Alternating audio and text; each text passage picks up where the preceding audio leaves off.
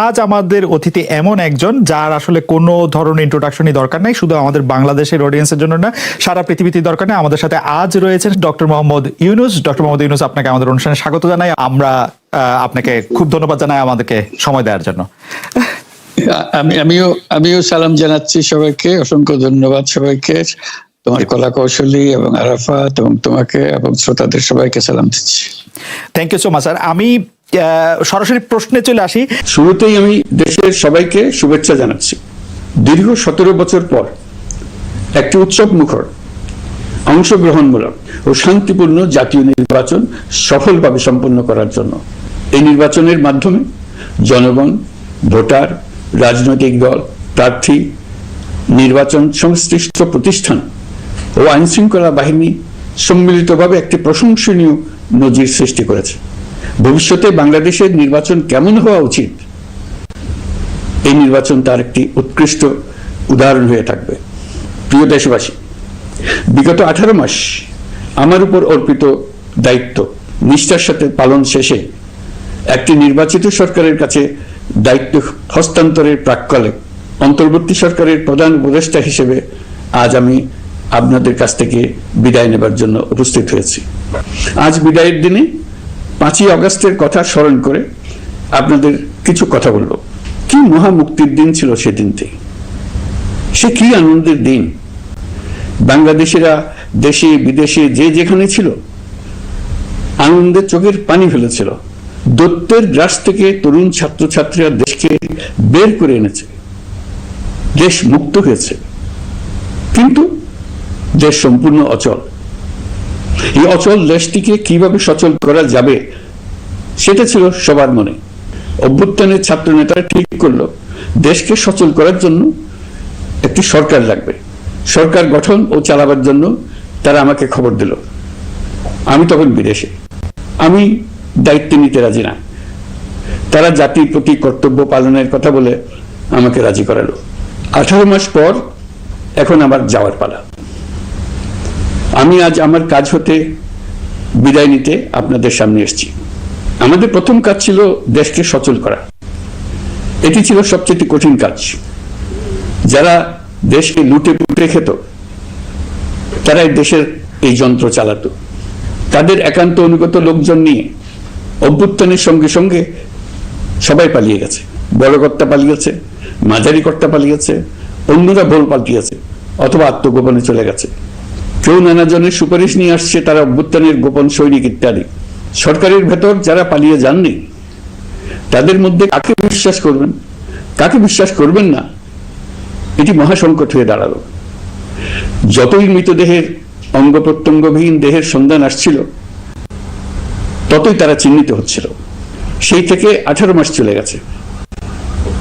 অবশেষে 12ই ফেব্রুয়ারি আসলো। 1.5 যুগ পরে দেশে একটি জাতীয় নির্বাচন এবং ব্যাপক সাংবিধানিক পরিবর্তনের জন্য সর্বসম্মত জুলাই সনদের উপর গণভোট অনুষ্ঠান হলো। এই নির্বাচনে উৎসব মুখর পরিবেশ, দেশের সর্বত্র একটা ঈদের পরিবেশ ছিল যা আমাদের ইতিহাসে স্মরণীয় হয়ে থাকবে। এই প্রতিদ্বন্দ্বিতামূলক নির্বাচনে যারা জয়ী হয়েছেন তাদের আমি অভিনন্দন জানাচ্ছি। যারা পরাজিত হয়েছেন তাদেরকেও আমি অভিনন্দন জানাচ্ছি। হার জিতই হলো গণতন্ত্রের সৌন্দর্য। যারা জয়ী হয়েছেন তারা মোট ভোটের প্রায় অর্ধেক পেয়েছেন। যারা জয়ী হতে পারেননি তারাও মোট ভোটের অর্ধেক পেয়েছেন। যারা জয়ী হতে পারেননি তারা এই জেনে আশ্বস্ত হবেন যে প্রায় অর্ধেক ভোটার আপনাদের উপর আস্থা রেখেছে। আগামী দিন নতুন সরকার দায়িত্ব গ্রহণ করবে। এর মাধ্যমে আমাদের 18 মাসের দায়িত্বের সমাপ্তি হবে। 24শে জুলাই মাসে বাংলাদেশের মানুষ এক অভূতপূর্ব অভ্যুত্থানের মধ্য দিয়ে তাদের মুক্তি, আকাঙ্ক্ষা ও মর্যাদার দাবি উচ্চারণ করেছিল। সেই সময় দেশ একটি গভীর রাজনৈতিক, অর্থনৈতিক, প্রাতিষ্ঠানিক ও মানবিক সংকটে নিপতিত ছিল। রাষ্ট্রযন্ত্রের উপর মানুষ আস্থা হারিয়ে ফেলেছিল।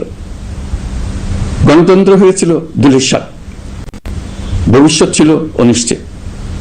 ঠিক সেই সংকটময় সময়ে আমাকে আহ্বান জানানো হয়েছিল একটি লক্ষ্য সামনে রেখে বাংলাদেশকে আবার স্বাভাবিক জীবনে ফেরানোর জন্য 3টি দায়িত্ব দেওয়া হয়েছিল: সংস্কার, বিচার এবং নির্বাচন। আমি ও আমার সহকর্মীরা সবাই আমরা সেই অঙ্গীকার রক্ষার চেষ্টা করে গেছি। কোথায় কতটুকু সাফল্য অর্জন করতে পেরেছি, কোথায় ব্যর্থ হয়েছি, সে বিচারের ভার আপনাদের উপর থাকলো। আমাদের প্রচেষ্টায় কোনো ঘাটতি ছিল না। আমরা মানবতা বিরোধী অপরাধ, দুর্নীতি ও অনিয়মের বিচার প্রক্রিয়াকে রাজনীতি ও প্রতিশোধের ঊর্ধ্বে রেখেছি। আমরা ভঙ্গুর প্রতিষ্ঠানগুলোর প্রশাসনিক, বাণিজ্যিক, আর্থিক সংস্কারে হাত দিয়েছি, যাতে ভবিষ্যতে কোনো সরকার জনগণের ইচ্ছার বিরুদ্ধে নিজেকে স্থাপন করতে না পারে। আর সর্বোপরি আমরা একটি উৎসবমুখর, অবাধ, নিরপেক্ষ, শান্তিপূর্ণ, পরিচ্ছন্ন ও বিশ্বাসযোগ্য জাতীয় নির্বাচনের আয়োজন করেছি, যার মাধ্যমে জনগণ আবার তাদের ভোটাধিকার ফিরে পেয়েছে। এই নির্বাচন কেবল একটা ক্ষমতা হস্তান্তরের প্রক্রিয়া নয়, এটি বাংলাদেশের গণতান্ত্রিক ব্যবস্থার নতুন অভিযাত্রার সূচনা, নতুন বাংলাদেশের জন্ম। এই অর্জনের পেছনে যারা ছিলেন, জুলাইয়ে রাস্তায় নেমে আসা প্রতিবাদকারী তরুণ তরুণীরা, সেই সাহসী মানুষগুলো, শহীদ ও আহতরা, তাদের প্রতি আমি গভীর শ্রদ্ধা ও কৃতজ্ঞতা জানাচ্ছি। তাদের অভূতপূর্ব ত্যাগ ছাড়া এই পরিবর্তন সম্ভব হতো না। এই প্রক্রিয়া সফল করতে দেশের আবালবৃদ্ধ বনিতা সকলেই সহযোগিতা করেছেন। প্রাতিষ্ঠানিক দিক থেকে দেশের রাজনৈতিক দলসমূহ, নির্বাচন কমিশন, সকল আইনশৃঙ্খলা বাহিনী, সশস্ত্র বাহিনী, সরকারি কর্মকর্তা কর্মচারী ও প্রশাসনের প্রতিটি স্তরের সদস্যরা আন্তরিক সহযোগিতা করেছেন। আপনাদের প্রতি আমার আন্তরিক কৃতজ্ঞতা রইল। আপনাদের ধৈর্য, পেশাদারিত্ব ও আস্থার উপর ভর করেই এই পথ চলা সম্ভব হয়েছে। প্রিয় দেশবাসী, 24-এর গণঅভ্যুত্থানের সময় দেয়ালে দেয়ালে তরুণরা যে নতুন বাংলাদেশের স্বপ্ন এঁকেছিল, তার কেন্দ্র ছিল প্রাতিষ্ঠানিক সংস্কার। সেই প্রত্যাশা বাস্তবায়নে অন্তর্বর্তী সরকার প্রায় 130টি নতুন আইন ও সংশোধনী প্রণয়ন করেছে এবং প্রায় 600টি নির্বাহী আদেশ জারি করেছে, যা প্রায় 84% ইতিমধ্যে বাস্তবায়িত হয়েছে। এই সংস্কার সমূহ নাগরিক অধিকারকে সংহত করেছে, বিচার ব্যবস্থাকে শক্তিশালী করেছে এবং গুম, খুন ও বিচার বহির্ভূত হত্যার সংস্কৃতি যেন আর কখনো ফিরে না আসে সেটা নিশ্চিত করেছে। আমরা দায়িত্ব গ্রহণের সময় দেশের আইন শৃঙ্খলা পরিস্থিতি ছিল অত্যন্ত ভঙ্গুর। থানাগুলো ছিল পুলিশ শূন্য, জনগণের মধ্যে আস্থার বদলে ভয় ও শঙ্কা তৈরি হয়েছিল। ধাপে ধাপে আমরা সেই অবস্থার পরিবর্তন ঘটিয়েছি। আজ পুলিশ আর মারণাস্ত্র ব্যবহার করে না, বেআইনিভাবে কাউকে তুলে নিয়ে যায় না, বন্দুক যুদ্ধের নামে হত্যা করে না। পুলিশ ও গোয়েন্দা বাহিনীর ভয়ে কাউকে ডিলিট বাটন চাপতে হয় না। জনবান্ধব ও জবাবদিহিমূলক বাহিনী হিসেবে 2025 প্রণয়ন করা হয়েছে। বিচার বিভাগকে স্বাধীন ও শক্তিশালী করতে পৃথক সচিবালয় গঠন, বিচারক নিয়োগের স্বচ্ছ কাঠামো এবং দেওয়ানি ও ফৌজদারি আইনে যুগান্তকারী সংস্কার করা হয়েছে। সেপারেশন অব জুডিশিয়ারির জন্য মাজদার মামলার রায় আমরা বাস্তবায়ন করে গেলাম। গুমকে মানবতার বিরুদ্ধে অপরাধ হিসেবে স্বীকৃতি দিয়ে আন্তর্জাতিক অপরাধ ট্রাইব্যুনাল আইন সংশোধন করা হয়েছে। বিচার প্রক্রিয়াকে স্বচ্ছ করতে রায় সরাসরি সম্প্রচারের সুযোগ, বিদেশি আইনজীবী নিয়োগ এবং অন্তর্বর্তী আপিলের বিধান যুক্ত করা হয়েছে। বাংলাদেশ যেন আর কখনো মানবাধিকারহীন রাষ্ট্রে পরিণত না হয় সেই লক্ষ্যে জাতীয় মানবাধিকার কমিশন অধ্যাদেশ জারি করা হয়েছে এবং কমিশন গঠন করা হয়েছে। প্রিয় দেশবাসী, একটি সমাজ তখনই উন্নত হয় যখন তার নারীরা নিরাপদ, সম্মানিত ও সমান অধিকার প্রাপ্ত। উন্নয়ন তখনই টেকসই হয় যখন নারীরা সিদ্ধান্ত গ্রহণে, অর্থনীতিতে, শিক্ষায় ও নেতৃত্বে সমানভাবে অংশ নিতে পারেন। যে নতুন বাংলাদেশের স্বপ্ন আমরা দেখছি, নারীদের অগ্রযাত্রা ছাড়া তা গড়ে তোলা সম্ভব নয়। নারী ও শিশু সুরক্ষা, যৌন হয়রানি প্রতিরোধ অধ্যাদেশ, পারিবারিক সহিংসতা প্রতিরোধের অধ্যাদেশ এবং নারী ও শিশু নির্যাতন দমন আইন সংশোধন করা হয়েছে। নতুন এসব আইনের মাধ্যমে কর্মক্ষেত্রে ও শিক্ষা প্রতিষ্ঠানে নারীদের হয়রানি প্রতিরোধ ও সুরক্ষা নিশ্চিত করার পথ সুগম করা হয়েছে। প্রিয় দেশবাসী, অভ্যুত্থান পরবর্তী এক উত্তাল সময়ে দেশকে ধীরে ধীরে স্বাভাবিক ধারায় ফিরিয়ে আনতে আমাদের সশস্ত্র বাহিনীর সৈন্যরা যে ধৈর্য, পেশাদারিত্ব ও দায়িত্ববোধের পরিচয় দিয়েছে, তার জন্য দেশবাসীর পক্ষ থেকে আমি তাদের প্রত্যেককে আন্তরিক ধন্যবাদ জানাচ্ছি। একই সঙ্গে বিশেষভাবে উল্লেখ করতে চাই, যখনই কোনো সংকটময় পরিস্থিতির উদ্ভব হয়েছে তখনই দেশের রাজনৈতিক নেতৃত্ব আমাদের আহ্বানে তাৎক্ষণিকভাবে সাড়া দিয়েছেন এবং সহযোগিতার হাত বাড়িয়ে দিয়েছেন। এই পারস্পরিক দায়িত্ববোধ ও সংযমই দেশকে অস্থিরতার পথ থেকে স্থিতিশীলতার দিকে এগিয়ে নিতে সহায়ক হয়েছে। স্বৈরাচারের 16 বছরে এই দেশের রাজনৈতিক নেতাকর্মীরা যে ভয়াবহ নিপীড়ন, মামলা, হামলা, গুম ও হত্যার শিকার হয়েছেন তা আমাদের জাতির জন্য এক গভীর বেদনাদায়ক শিক্ষা। এই অভিজ্ঞতা আমাদের স্মরণ করিয়ে দেয় যাতে ভবিষ্যতে আর কখনো কোনো জালেম মাথাচাড়া দিয়ে উঠতে না পারে, যেন আর কখনো ফেসিবাদ প্রতিষ্ঠিত না হয়, শত শত আইনাঘর সৃষ্টি না হয়, বিচার বহির্ভূত হত্যা ফিরে না আসে। সেই জন্য কেবল রাজনৈতিক অঙ্গীকারই যথেষ্ট নয়, প্রয়োজন ন্যায় বিচার নিশ্চিত করার লক্ষ্যে বিচার ব্যবস্থা ও রাষ্ট্রীয় কাঠামোর মৌলিক ও গভীর সংস্কার। এই উপলব্ধি থেকেই অন্তর্বর্তী সরকার তার সংস্কার কর্মসূচিকে সর্বোচ্চ অগ্রাধিকার দিয়েছে। প্রিয় দেশবাসী, ফ্যাসিস্ট সরকারের 16 বছরের নিপীড়ন ও জুলাইয়ের রক্তাক্ত স্মৃতি এখনো আমাদের মাঝে তাজা হয়ে আছে। যারা ভয়াবহ নিপীড়ন ও নির্যাতন চালিয়েছে তাদের বিচার করা এবং যেন আর কেউ এ ধরনের দুঃশাসন কায়েম করতে না পারে সেটা নিশ্চিত করা আমাদের গুরু দায়িত্ব। বিচার একটা চলমান প্রক্রিয়া। একাধিক ট্রাইব্যুনাল বর্তমানে সক্রিয়ভাবে কাজ করছে। ইতিমধ্যে একাধিক মামলার রায় ঘোষণা হয়েছে। আন্তর্জাতিক অপরাধ ট্রাইব্যুনালে ফেসিবাদের সময় দেশে যে গুমের সংস্কৃতি গড়ে উঠেছিল সেই ভয়াবহ মানবাধিকার লঙ্ঘনের বিচারও শুরু হয়েছে। বেশ কিছু মামলার বিচারিক কার্যক্রম এখন শেষের পথে। আমরা আশা করছি আগামী দিনগুলোতেও বিচারিক প্রক্রিয়া অত্যন্ত নিরপেক্ষ ও স্বচ্ছতার সঙ্গে এগিয়ে যাবে। প্রিয় দেশবাসী, অন্তর্বর্তী সরকারের সবচেয়ে বড় অর্জন জুলাই সনদ, যার ভিত্তিতে গণভোটে বিপুল সংখ্যাগরিষ্ঠতায় তা বাস্তবায়নের সিদ্ধান্ত দিয়েছে দেশের মানুষ। জুলাই সনদের বাস্তবায়ন হলে ফেসিবাদ ফিরে আসার পথগুলো চিরতরে বন্ধ হয়ে যাবে। আশা করব এটা নির্ধারিত সময়ের সীমার মধ্যেই বাস্তবায়ন হবে।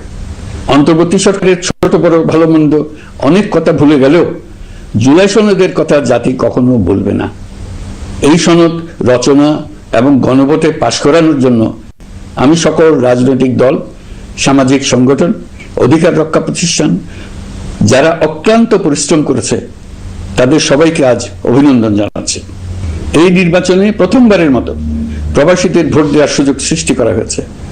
যখন একজন ভোটার গর্ব করে এই নির্বাচন ও গণভোটে ভোট দেওয়ার অভিজ্ঞতা সোশ্যাল মিডিয়ায় বলে, তখন একজন নাগরিক হিসেবে আমি আনন্দ ধরে রাখতে পারি না। আমি আশা করি এই প্রক্রিয়ায় ভবিষ্যতে আরো অনেক বেশি প্রবাসীরা নিশ্চিন্তে অংশগ্রহণ করতে পারবে। প্রিয় দেশবাসী, আমরা দায়িত্ব গ্রহণের সময় অর্থনীতি ছিল বিপর্যস্ত, ব্যাংকিং ব্যবস্থা ভেঙে পড়েছিল, অর্থ পাচার ছিল লাগামহীন। আমরা রাজস্ব ব্যবস্থাপনা, করনীতি, মুদ্রা ব্যবস্থাপনা, আর্থিক খাতে কাঠামোগত সংস্কার এনেছি। তলাবিহীন অর্থনীতি আমাদের জন্য রেখে গিয়েছিল আগের ফেসিবাদী সরকার। কেন্দ্রীয় ব্যাংক বাণিজ্য ব্যাংককে ফতুর করে দিয়ে গেছে, $234 বিলিয়ন পাচার করে নিয়ে গেছে, বিশাল ঋণের বোঝা রেখে গেছে। এইসব আমাদের জানা কথা। আমরা যারা এই অর্থনীতি আবার চালু করার দায়িত্ব পেয়েছিলাম তারা দিশা খুঁজে পাচ্ছিলাম না। এখন যাবার সময় স্বস্তি পাচ্ছি যে আমরা অবস্থার মোকাবেলা করতে পেরেছি এবং নতুন অর্থনীতির বুনিয়াদ রচনা করে রেখে যেতে পারছি। এখন আর পাওনাদাররা আমাদের তাড়া করতে আসবে না। আন্তর্জাতিক লেনদেনে আমরা চোখে অন্ধকার দেখব না। আমাদের রিজার্ভের পরিমাণ এখন $34 বিলিয়ন। আমাদের দেশপ্রেমিক প্রবাসী ভাই বোনদের রেমিটেন্সের টাকায় এই রিজার্ভ ক্রমেই বাড়ছে। নিত্য প্রয়োজনীয় পণ্যের দাম নিয়ন্ত্রণে সরবরাহ বৃদ্ধি করা হয়েছে। টিসিবির কার্যক্রম সম্প্রসারিত হয়েছে। বাজার তদারকি ও মজুতদারির বিরুদ্ধে কঠোর ব্যবস্থা নেওয়া হয়েছে। এর ফলে খাদ্য মূল্যস্ফীতি উল্লেখযোগ্যভাবে কমেছে। শ্রমিক অধিকারকে মানবাধিকারের অংশ হিসেবে বিবেচনা করে আন্তর্জাতিক শ্রম সংস্থার গুরুত্বপূর্ণ কনভেনশন সমূহ অনুসমর্থন করা হয়েছে, যা কর্মক্ষেত্রে শ্রমিকের নিরাপত্তা ও মর্যাদা নিশ্চিত করবে। যুগান্তকারী নতুন শ্রম আইন প্রণয়ন করা হয়েছে। প্রবাসীরা আমাদের অর্থনীতির প্রাণশক্তি। তাদের সুরক্ষা ও কল্যাণে আইন সংশোধন, বিদেশে আইনি সহায়তা নতুন শ্রম চুক্তি এবং দক্ষতা উন্নয়ন প্রকল্প গ্রহণ করা হয়েছে। বন্দর ব্যবস্থাপনা ও বিনিয়োগ কাঠামোতে আমূল সংস্কারের মাধ্যমে ইউরোপীয় সর্ববৃহৎ বিনিয়োগ সহ একাধিক কৌশলগত প্রকল্প এগিয়েছে। ব্লু ইকোনমির সম্ভাবনা কাজে লাগাতে গভীর সমুদ্র বন্দর, মৎস্য ও আধুনিক টাউনশিপ উন্নয়নে নতুন কর্তৃপক্ষ গঠন করা হয়েছে। প্রিয় দেশবাসী, পররাষ্ট্রনীতিতে বাংলাদেশের সার্বভৌমত্ব, জাতীয় স্বার্থ ও দেশের মর্যাদা, এই তিনটি মূল ভিত্তি আমরা দৃঢ়ভাবে পুনরুদ্ধার করতে সক্ষম হয়েছি। নতজানুক পররাষ্ট্রনীতি কিংবা অপর দেশের নির্দেশনা ও পরামর্শ নির্ভর বাংলাদেশ এখন আর নয়।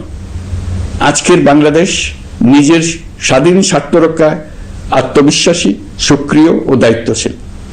বিশ্বের সকল দেশের সঙ্গে পারস্পরিক সম্মান ও স্বার্থের ভিত্তিতে সম্পর্ক গড়ে তুলতে আমরা প্রতিশ্রুতিবদ্ধ। একই সঙ্গে ভারসাম্য বজায় রেখে ভবিষ্যতের জন্য প্রয়োজনীয় কৌশলগত সিদ্ধান্ত নিতে সক্ষম এমন একটি রাষ্ট্র হিসেবে বাংলাদেশ আজ নিজেকে প্রতিষ্ঠিত করে রেখেছে। দুঃখজনকভাবে দীর্ঘ সময় ধরে এই সংকট নিরসনে কোনো কার্যকর সমন্বিত আন্তর্জাতিক উদ্যোগ দৃশ্যমান ছিল না। দায়িত্ব গ্রহণের পর আমরা আন্তর্জাতিক অঙ্গনে মৃতপ্রায় এই ইস্যুটিকে পুনরায় বিশ্ব মনোযোগের কেন্দ্রে নিয়ে আসতে সক্ষম হয়েছে। এই সংকটের গুরুত্ব অনুধাবন করে জাতিসংঘ আমাদের পাশে দাঁড়িয়েছে। জাতিসংঘের মহাসচিব নিজে বাংলাদেশ সফর করেছেন এবং সমস্যার টেকসই সমাধানের সহায়তার অঙ্গীকার ব্যক্ত করেছেন। আমার অনুরোধে জাতিসংঘে রোহিঙ্গা বিষয়ে বিশেষ সভা অনুষ্ঠিত হয়েছে। প্রিয় দেশবাসী, দীর্ঘ ফ্যাসিবাদী শাসনামলে বাংলাদেশের সশস্ত্র বাহিনীর সক্ষমতা ও আধুনিকীকরণের বিষয়টি পরিকল্পিতভাবে উপেক্ষিত ছিল। আমরা অল্প সময়ের মধ্যেই সেই অবস্থার মৌলিক পরিবর্তনের সূচনা করতে পেরেছি। দায়িত্ব গ্রহণের পর থেকেই বর্তমান সরকার সশস্ত্র বাহিনীর সক্ষমতা বৃদ্ধি, আধুনিকায়ন এবং যে কোনো ধরনের আগ্রাসন কার্যকরভাবে মোকাবেলার জন্য সশস্ত্র বাহিনীকে উপযোগী করে গড়ে তোলাকে অগ্রাধিকার দিয়েছে। সশস্ত্র বাহিনীর প্রতিরক্ষা সক্ষমতা বৃদ্ধি একটি ব্যয়বহুল প্রক্রিয়া হলেও বর্তমান বৈশ্বিক বাস্তবতায় বহির্বিশ্বের সম্ভাব্য হুমকি ও আগ্রাসন মোকাবেলার জন্য এর কোনো বিকল্প নেই। এই বাস্তবতা বিবেচনায় নিয়ে অন্তর্বর্তী সরকার তার সীমিত মেয়াদের মধ্যে সেনাবাহিনী, বিমান বাহিনী ও নৌবাহিনীর সক্ষমতা বৃদ্ধিতে যুগান্তকারী পদক্ষেপ গ্রহণ করেছে। আমি দৃঢ়ভাবে বিশ্বাস করি এই উদ্যোগগুলো ধারাবাহিকতা ভবিষ্যতের নির্বাচিত গণতান্ত্রিক সরকার সমূহ অব্যাহত রাখবে, যাতে বাংলাদেশের জাতীয় নিরাপত্তা, স্বাধীনতা, সার্বভৌমত্ব, আঞ্চলিক অখণ্ডতা দীর্ঘমেয়াদে নিশ্চিত করা যায়।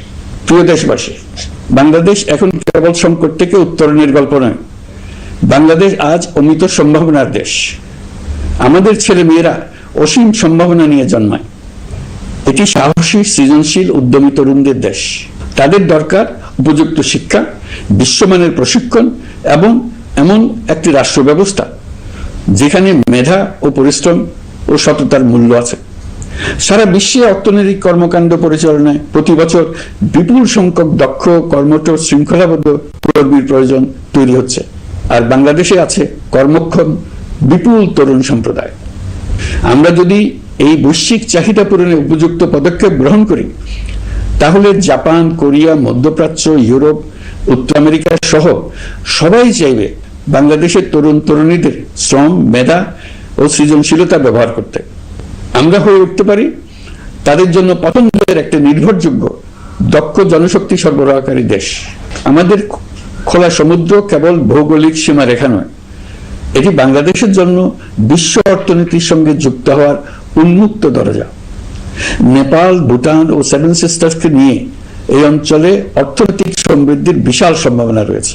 অর্থনৈতিক অঞ্চল, বাণিজ্যিক চুক্তি ও শুল্কমুক্ত বাজারে প্রবেশের সুযোগের মধ্য দিয়ে এই অঞ্চলে একটি বৈশ্বিক উৎপাদন কেন্দ্র হিসেবে গড়ে ওঠার শক্তিশালী ভিত্তি প্রতিষ্ঠিত হবে। আমাদের বন্দরগুলোর দক্ষতা আন্তর্জাতিক পর্যায়ে নেবার জন্য সেরা আন্তর্জাতিক বন্দর পরিচালনা কোম্পানির সঙ্গে চুক্তির কাজে আমরা অনেক এগিয়ে এসেছি। এর দক্ষতা বাড়াতে না পারলে আমরা অর্থনৈতিক অর্জনে পিছিয়ে যাব। প্রিয় দেশবাসী, সম্প্রতি বাংলাদেশের সঙ্গে যুক্তরাষ্ট্রের একটি গুরুত্বপূর্ণ দ্বিপাক্ষিক বাণিজ্য শুল্ক চুক্তি সম্পন্ন হয়েছে। এই চুক্তি কেবল একটি বাণিজ্যিক সুবিধা নয়, এটি বাংলাদেশের অর্থনীতি, কর্মসংস্থান, শিল্পায়ন এবং আন্তর্জাতিক কূটনৈতিক অবস্থানকে দীর্ঘমেয়াদে শক্তিশালী করার জন্য একটি কৌশলগত ভিত্তি হিসেবে কাজ করবে। এই চুক্তির ফলে যুক্তরাষ্ট্রের বাজারে বাংলাদেশের জন্য প্রযোজ্য পারস্পরিক শুল্ক ভার রেসিপ্রোকাল ট্যারিফ 37% থেকে 19% কমে এসছে। এই চুক্তির একটা বিশেষ দিক হলো যুক্তরাষ্ট্রে উৎপাদিত তুলা ও কৃত্রিম তন্তু ব্যবহার করে তৈরি পোশাক পণ্যে শূন্য পারস্পরিক শুল্ক সুবিধা। এটা একটা মস্ত বড় সুবিধা। এর মাধ্যমে যুক্তরাষ্ট্রের বাজারে শুল্ক সুবিধা পাওয়ায় বাংলাদেশি পোশাক আরো কম দামে যুক্তরাষ্ট্রে প্রবেশ করবে। যুক্তরাষ্ট্রের তুলা ব্যবহারের ফলে আমাদের সরবরাহ হচ্ছে আরো বৈচিত্র্যময় ও স্থিতিশীল হবে। এটি বাংলাদেশের পোশাক শিল্পকে উচ্চ মূল্যের ও উন্নত মানের পণ্যের দিকে অগ্রসর হওয়ার সুযোগ করে দেবে। প্রিয় দেশবাসী, বাংলাদেশের অর্থনৈতিক ভবিষ্যৎ টেকসই, বৈচিত্র্যময় ও প্রযুক্তি নির্ভর করার লক্ষ্যে জাপানের সঙ্গে সম্পাদিত অর্থনৈতিক অংশীদারিত্ব চুক্তি একটি ঐতিহাসিক ও কৌশলগত অগ্রগতি।